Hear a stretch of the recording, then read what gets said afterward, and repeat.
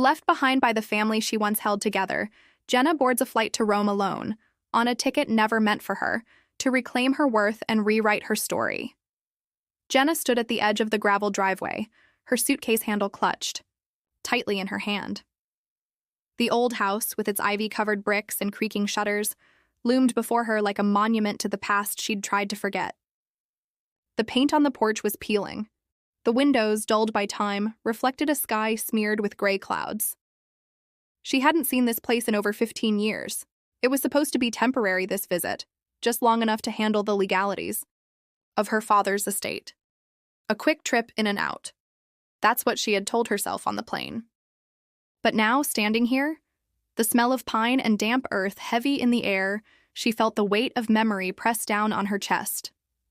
Aunt Margaret had offered to pick her up from the airport, but Jenna had declined. She needed time to think, to prepare herself for what lay ahead. Her cab had dropped her off at the gate, unwilling to navigate the winding, half-overgrown drive. As she took her first step onto the porch, the wooden plank groaned beneath her. She paused, listening. Nothing but the rustle of trees, no footsteps, no voices. The house was silent. Inside, everything was as she remembered, and yet older, dimmer. The grand staircase that once seemed like a stairway to heaven now looked worn, its banister scarred. The chandelier in the hallway was coated in dust. Family portraits stared back at her from the walls, their painted eyes accusing. She swallowed hard and moved forward.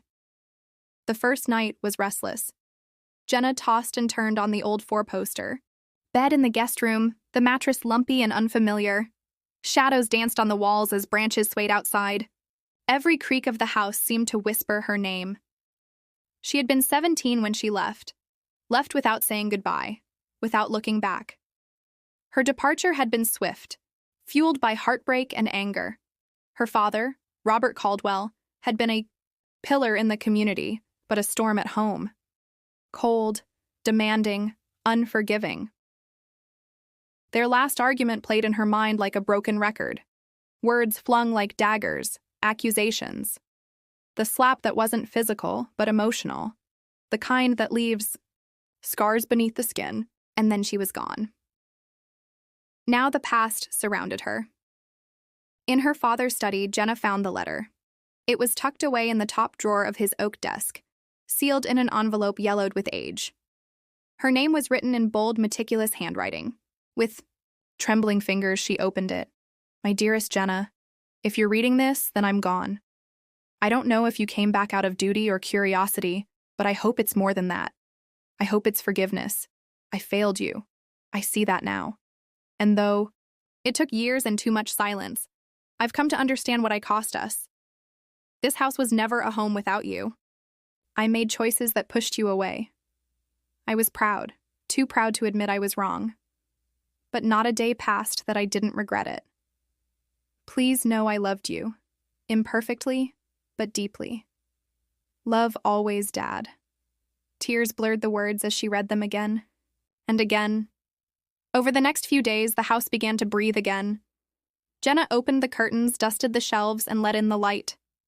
She wandered the halls, touching framed photos, her as a child with scraped knees and missing teeth, her mother's soft smile, her father's stern expression. She found more notes, scribbled in books, tucked in jacket pockets, one beneath the record player lid. Each carried a message, short, reflective, apologetic. It was as though he had spent his last years writing apologies he never dared to send. She visited the garden where her mother used to tend roses. The once beautiful blooms had wilted, vines choking their roots. Jenna knelt and began pulling weeds. Her fingers bled, but she didn't stop. Aunt Margaret arrived with tea and memories.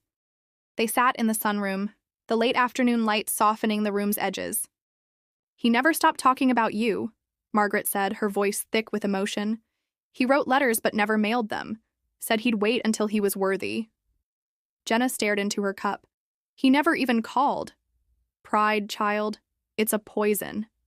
He thought you hated him. And maybe you did. But that didn't stop him from loving you."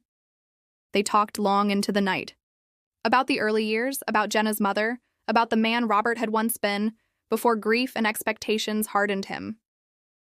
On the 7th day, Jenna stood before her father's grave. The wind stirred her hair, and the trees whispered overhead. "Hated you," she whispered. "And I loved you. I still do." The letter crumpled in her hand. "You broke me. But you also built me. And now I need to build something new." She returned to the house, her heart lighter, the air inside warmer. She wasn't sure if she'd stay or sell, but for the first time in years, she didn't feel alone. I didn't expect silence to feel like this. Warm, full, almost tender. 3 days had passed since I had security escort my family out of the hospital, and each one settled around me like a balm. Gone were the harsh voices, the accusations, the constant grinding noise of guilt. In their place was the soft hum of machines and the occasional shuffle of nurses' sneakers across the linoleum floor. For the first time in years, I had space to think, space to feel, space to simply be. The hospital, though sterile and uninviting, in many ways began to feel like a cocoon. The days blurred gently together, marked by physical therapy sessions, Nurse Amber's gentle check-ins, and the soft, distant sound of other patients healing or trying to. I found peace in the predictability. Breakfast at 8, pain meds at 9, therapy at 10. Rinse, repeat. The routine became a quiet rebellion against the chaos I'd known at home. I wasn't just healing from the accident. I was healing from years of emotional erosion. My mother's voice no longer echoed in my head with every decision I made. Micah's lazy justifications no longer fed the slow-burning rage in my chest. Even my father's hollow silence stopped haunting me like a question left unanswered. Instead, I began to hear something new. My voice. I started keeping a notebook by the window. It wasn't a journal, not exactly. More like a record of rediscovery. Things I liked, things I remembered, things I wanted. Sometimes it was as simple as, I like the smell of fresh basil. Or, I want to try painting again. Other times it was heavier. I don't owe anyone my peace. By the end of the 2nd week, I could walk short distances without the walker. Nurse Amber smiled every time she saw me inching along the hallway, one hand steady on the rail. "You're stubborn," she said one morning, watching me limp past the nurse's station. "Resilient," I corrected with a grin. "But I'll take stubborn too," she chuckled. "Well, either way, you're making progress." Progress. It was a word I hadn't let myself believe in for a long time. Then came the discharge papers. It was surreal to see my name printed at the top of a page that signaled the end of something. The nurse handed me a simple bag with my belongings, a paperback I hadn't finished, a pair of fuzzy socks, a notebook, and a half-eaten pack of mints. No one waited outside the hospital doors. No overjoyed parent was offering a ride home. No brother with balloons. No heartfelt reunion. And for once, that didn't feel tragic. It felt honest. I stepped outside into the Colorado sun, and it greeted me like an old friend. The world was louder out there, cars, conversations, life in motion. But my heart didn't flinch at the sound. My breath didn't catch. My chest didn't tighten. When I reached my apartment, I almost didn't recognize it. The front door was clean, the welcome mat was freshly vacuumed. Inside, the living room smelled faintly of lemon and something floral. There was a small bouquet of tulips on the kitchen table. A sticky note on the fridge read, "Welcome home, Jay. We've got your back. Carmen." The fridge was stocked, not extravagantly, but intentionally. Yogurt, juice, soup. A pint of Rocky Road with a post-it labeled, Thursday. I sat down at the kitchen table and cried. Not because I felt lonely, but because I didn't. Carmen, my neighbor and occasional coworker, had stepped in where Blood Family had stepped out. She wasn't loud about it. She didn't demand recognition. She simply showed up. And in that quiet consistency, she reminded me what real love looked like. A week after I returned home, the messages started coming in. At first, they were cousins. "Hey, just checking in. Heard you're out of the hospital, so glad." One even included a photo of our grandparents'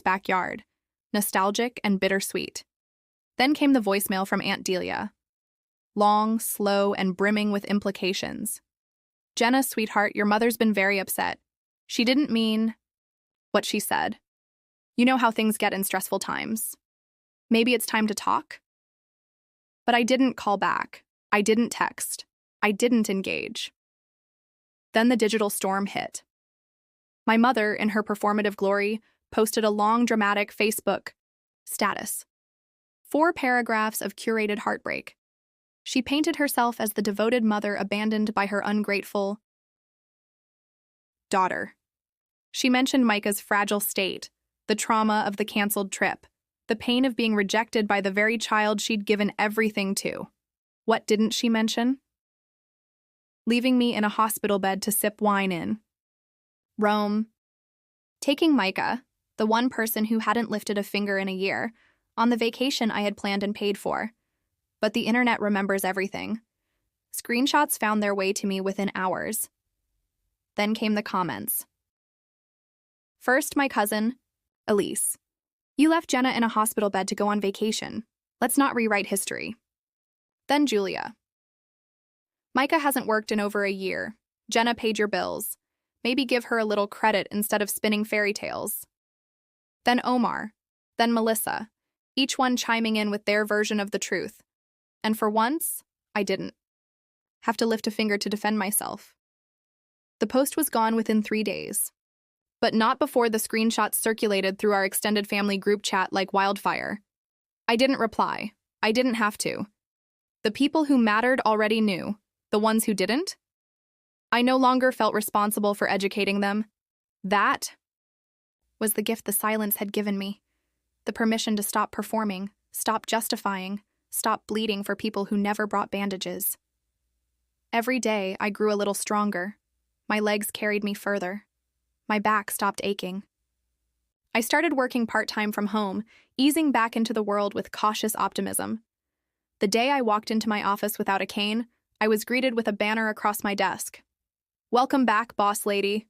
There was cake, there were hugs, there was genuine joy. Not because I was useful again, not because they needed something, but because I was me. That night, sitting on my couch, fork in one hand and leftover cake in the other, I did something impulsive.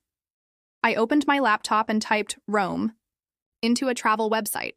Same boutique hotel, same cheese tour, same vineyard, but this time, just one room, one seat, one name. Mine.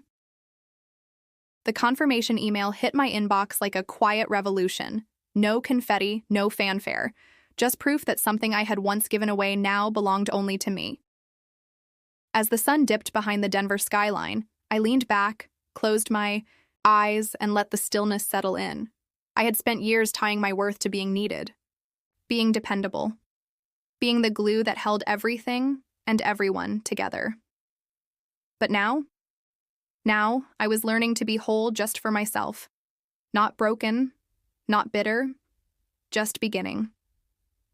The hum of jet engines faded into the background as the wheels touched, down on the runway at Leonardo da Vinci International Airport. For a moment, Jenna sat still, her hand resting on the buckle of her seatbelt, letting the sensation sink in. She had made it, not just to Rome, but to this point in her life where she could say she had survived everything meant to break her.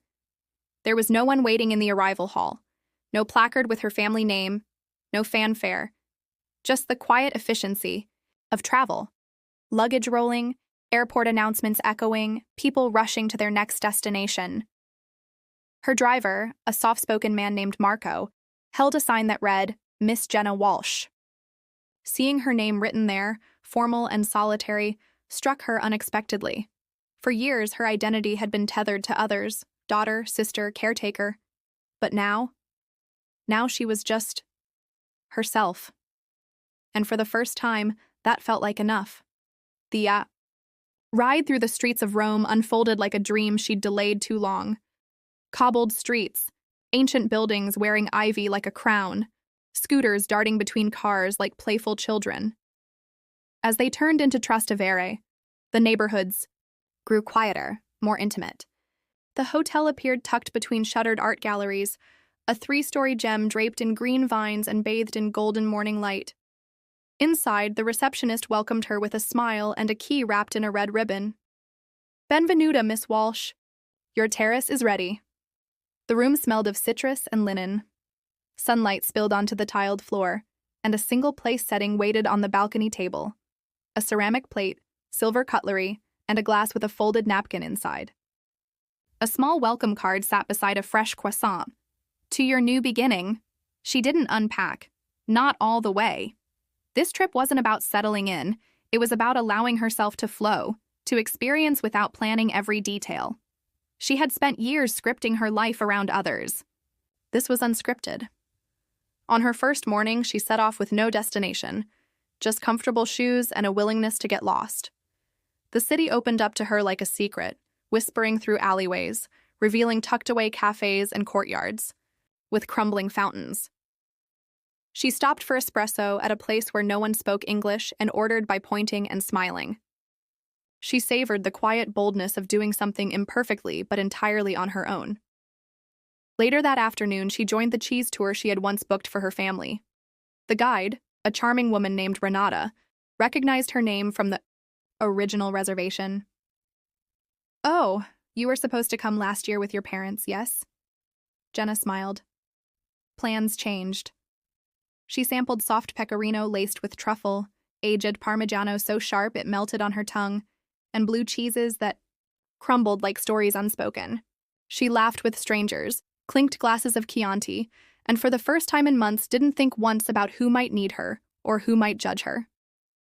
Each day she gave herself more permission to wander through the Borghese gardens with gelato dripping down her wrist, to sit on the Spanish steps for an hour doing nothing but breathing, to cry, silently and without shame, in front of Caravaggio's The Calling of St. Matthew, because it felt like a message from the universe that she too could be chosen for something new. At night, she returned to her terrace, sipping wine under string lights, journaling not to report anything but to release it. The questions she had been running from began to soften into answers. On the third evening, she visited a small trattoria near Piazza Navona, its tables scattered along a narrow alley glowing with lanterns. She ordered carbonara and a glass of Montiano, then pulled out her phone. She hadn't touched her gallery in weeks. Her thumb hovered over the album labeled Family. Inside were dozens of photos, her parents on their anniversary, Micah's graduation, family dinners, blurry selfies from the trip she never took. She scrolled slowly. One photo stopped her, a picture from the hospital taken by a cousin. She lay in a hospital bed, pale but smiling weakly, a tray of flowers beside her. No one in the photo was from her immediate family. Without hesitation, she selected the entire album and hit delete. Then she lifted her phone and took a new photo, the view from her table, the untouched pasta, the golden flicker of candlelight. She posted nothing. This wasn't for anyone else. It was just for her. That night, she wrote one sentence in her journal: "I'm not who I was, and that's okay." It didn't take long before the silence she'd carved out for herself was tested. A few days into her trip, Jenna received a text from her cousin Lila. "Have you seen your mom's Facebook post? It's... wow." Jenna had turned off family notifications, but curiosity got the better of her. She logged in, expecting something small. Instead, she found a 4-paragraph, drama-laced monologue pinned to the top of her mother's profile. "Sometimes, no matter how much love you give, children walk away. Our hearts are broken. In our time of deepest need, our daughter chose absence. We pray she finds her way back." The comments were a swarm of sympathy. "So sorry, Naomi." "Sending strength." Kids these days. Jenna scrolled, lips tight, until she saw a reply from Elisa, her cousin who had visited her at the hospital. "You left Jenna in a hospital bed and took Micah to Rome instead. Let's not pretend you're the victims." Then came more comments. Lucas from Chicago, Dina from Boston, even Uncle Thomas, who rarely said anything online. One by one, they laid out the truth. How Jenna had supported the family financially. She had been abandoned during surgery. How the people who were supposed to be there hadn't been. The post vanished within hours. But not before screenshots made it to the family group chat. Still, Jenna said nothing. She didn't have to. The people who mattered already knew. And for once, she didn't feel the need to correct anyone else's narrative. On the 7th night, Jenna sat cross-legged, on her hotel bed staring at her laptop. Her flight back to Denver was in 36 hours, but something in her chest whispered, not yet. She clicked into her travel booking and changed the return. 2 more days, no plan, no itinerary, just space. The decision felt like a breath she hadn't realized she'd been holding. When Jenna finally returned home, the transition was soft. Her apartment smelled like lavender. Carmen had restocked the fridge and left a note. "You took care of everyone for so long. Let us take care of you now." At work, her return was met with joy. Her desk had balloons and a banner that read, "Welcome back, boss lady." Her coworkers didn't treat her like a broken bird. They treated her like a survivor. But Jenna was different now. Not harder, not bitter, just whole. She worked with more boundaries. She took breaks. She started therapy. She said no and didn't explain why. She made dinner for herself and didn't text anyone photos of it. She booked monthly solo dates, a new restaurant, a museum, a hike, and then one day, sitting in a sunny coffee shop, she pulled out a notebook and started writing the opening lines of a memoir. Not a revenge tale, not a sob story, but a journey. Months passed. Jenna's parents tried to reach out again. A voicemail here, a forwarded email, flowers on her birthday. But she didn't respond. She didn't block them either. Their silence had once been a weapon. Now hers was a boundary. She didn't owe them closure. She owed herself peace, and she had it. Sometimes she still thought about that trip, the original one, about what might have been. But it no longer hurt. Rome had been rewritten. Her future had too. A year later, Jenna sat once again in a small Roman cafe different from before. She wore a soft sundress, her hair curled from the humidity, her smile easy. The waiter approached with a menu and paused. "Table for one?" She nodded. "Just me." And it was enough. This time she wasn't trying to heal. She wasn't escaping anything. She was simply living. As the sun dipped behind the skyline, she raised her glass and whispered, more to herself than anyone else, "I'm not broken, I'm beginning." And in the flicker of candlelight, Jenna Walsh became not someone's daughter or sister or savior, but her own.